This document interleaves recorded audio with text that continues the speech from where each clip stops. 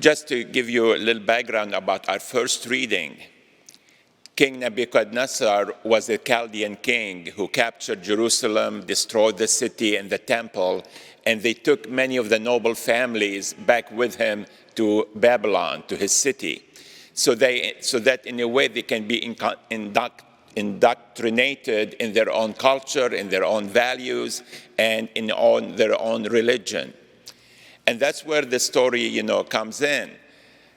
Abednego, Shadrach, and Meshach were Israeli Jewish men that were given Babylonian names and were, taught in Babylonian schools.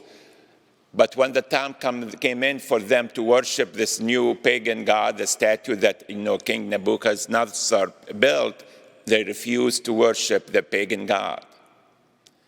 And as a result, they were thrown into the fire as a punishment, but God saved them. And in a way, it made King Nebuchadnezzar and the Babylonians more open to the religion and to the God of the Jewish people. It's a story about peer pressure, societal pressure. Like I said, the Israelites found themselves in a foreign land with foreign customs, foreign beliefs, foreign values, foreign religion, and it was so easy for them to follow the customs of the land. And the author, under the inspiration of the Holy Spirit, is trying to give them strength and encouragement, not to give in, but to resist, because God will come to their help. I think that's appropriate for us today. In a way, we live in a different culture. We live in a secular world that tries to get us to follow the ways of the world. And it's a lot of pressure on us, especially a lot of pressure on our children and our teenagers and young adults. They feel that our faith kind of constrains them, makes them almost like slaves. They can't do this, can't do that, can't do this. And they see what the world offers is freedom.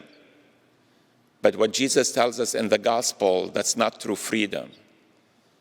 Because once we get ourselves into sin, into practicing things that are not good for us, it becomes addictive.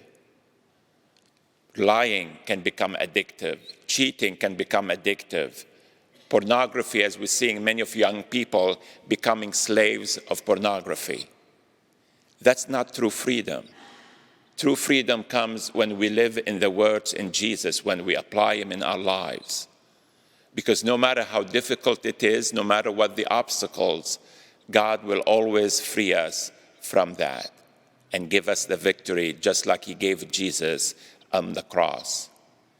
So as we enter and prepare ourselves to Holy Week, I think it's kind of good for us to take a few minutes and, reflect on today, what am I enslaved to?